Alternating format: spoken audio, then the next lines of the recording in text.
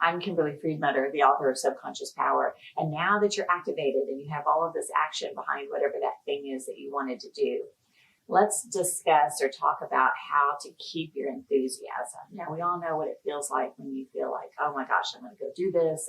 And then maybe a day passes or a week passes, and then you're thinking, oh, I don't know. And it starts to feel like it wears off. So one of the key components to that, and this is the book, Subconscious Power, one of the key components to enthusiasm is energy. So we know what that feels like when we have it. We know what it feels like when we don't have it. But oftentimes we don't really make that connection of how to keep our energy and how to protect our energy. And one of the important things is that energy is a renewable resource, so you can constantly get it. There's a hack in the book about, it's called Root Boost, and it's about getting energy and drawing it up literally from the core and magma of the earth. Now, this might seem funny because it's your imagination, but everything is really your imagination.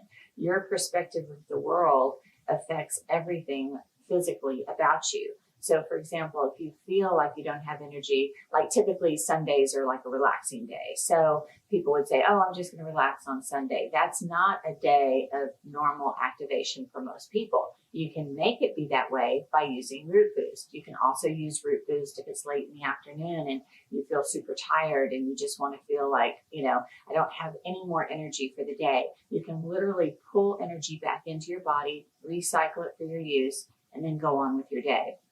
It's important to know that because people think that energy is a limited resource, and it's actually not.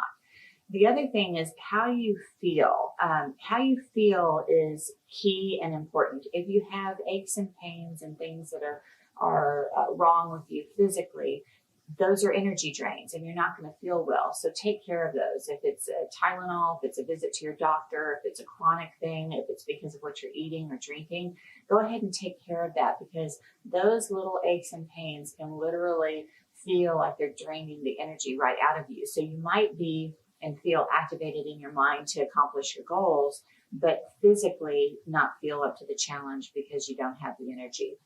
Another thing and I discuss it again in the book, are the pillars of self-care. This goes back on you. This is your responsibility to take care of your body. So it's things like diet. Are you eating the appropriate things? Are you in a carb coma? Are you having too much sugar? Are you having too much sodium so you feel inflamed and not up to the challenge? Those are very important things. Sleeping is super important. There is no excuse really in this day and age not to have the proper diet and not to get the proper sleep. You can have all the Fitbit hacking devices, all of those things that help you. There are all kinds of apps online that help you with your sleep habits and your sleep patterns. There's a lot about sleep in the book. So those are more of an exploration for you if you haven't already done so. So that covers energy. The second thing about enthusiasm and lasting energy throughout achieving your goals is high-level conversation. So we're pack-driven, right? So we're pack animals, and we involve ourselves on a daily basis with others, whether it's friends, family, coworkers, whatever that is, and whoever that is. Keeping your conversation at a high level is super important because it's infectious. So you're either infecting yourself to the positive with high level conversation and good things happening and energetic people, and you know what that feels like and you know what I mean when I talk about it. The other way is low level conversation, which never behooves anyone, and it's draggy and it feels like it's literally just sucking the life right out of you. We call those psychic vampires, and it's a very real thing. Not so much the vampire part, but it feels like it because it's literally draining you of your life force, your enthusiastic life force. And so if you have a problem with this in your life and you have people in your life that are not for your ecology, for you improving, let's say that you want to go and engage in night classes, or you want to go to school somewhere, or you want to learn something new, and everybody's like, oh, what for, and they start to downplay your dreams or downplay your aspirations. That's low-level conversation.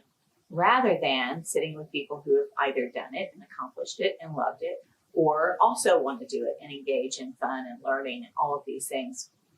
This is also in the book. There's a section about your circle of influence, and it's really serious because just like the influence of a virus or a bacteria around you, your circle of influence, the people who influence you and your mindset and your thoughts are equally as important, if not more, in staying healthy mentally. It's the same thing, it's just here. The next best way of staying enthusiastic would be checking for energy drains. So energy drains can be the wrong kind of lighting.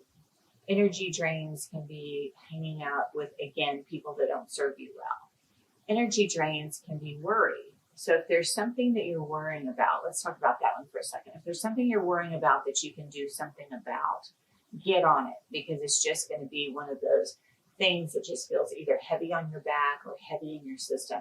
Those are energy drains. If you don't know what your energy drains are, but you sense that something is draining your energy, you can go to the book, and there is a hack for that. The hack is interesting because you want to survey your body. There's a lot of physical drains that you may not be aware of: an achy knee, a sore back, the fear of something, people worrying about the other shoe dropping. Those are energy drains. It's important to know. And when asked, your subconscious always brings it to the surface because it wants a resolution. So it's a funny thing. If I ask anyone and I'll say, what do you think it is? I know you don't know, but if you did know, what would that be?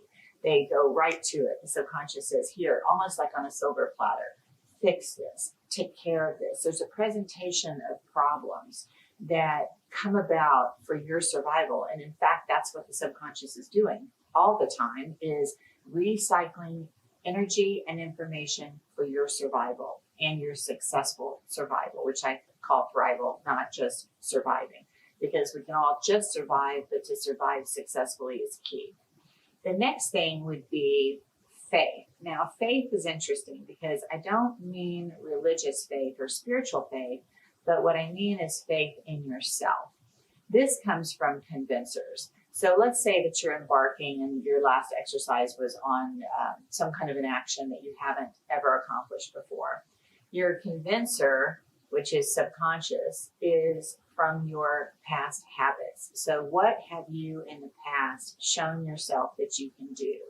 What do you think your capabilities are or aren't? So the more you do something, the more convinced you are that you can do it.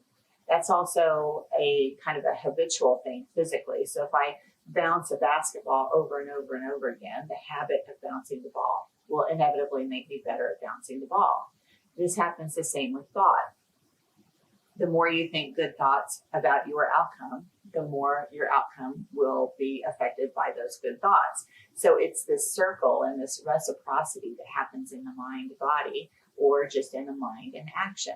So if I want to do a certain thing every single day at a certain time, the best way to accomplish that is to do that certain thing every day at a certain time. And then I know at the end of, say, a week, I can do this. Because why? I've done it. I'm convinced that I can do it because that was my convincer. Super, super easy. Habits of doing create more habits of doing. So for example, let's say that you are in the habit of sleeping late and you want to become in the habit of waking up early, being an early bird. You are so in the habit of sleeping late that you're not certain you can do it. Do that for a week. Do that for 2 weeks. Small chunking, we call it, where you're taking small bits of time and you're accomplishing it. Another small bit of time and accomplishing it. Oftentimes you'll hear people who have had addiction issues, they'll say, I just take it one day at a time. I take it one day at a time. And that's actually called small chunking. It's exactly what they're doing. So there are all these ways, tips and tricks that you can keep your enthusiasm up. So as we discussed, 1 is energy. 2 is engaging in high-level conversation. 3 is checking your energy drains. And 4 is making sure that your habits are convincing for new and better habits. There's a lot of really, really good information in Subconscious Power. Use your inner mind to create the life you've always wanted.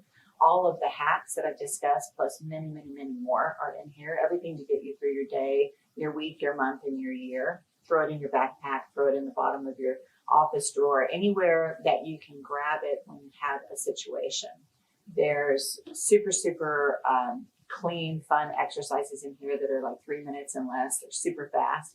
And it's the best way to get your mind changing your body, changing your actions, and changing your life. I'm Kimberly Friedmutter, author of Subconscious Power.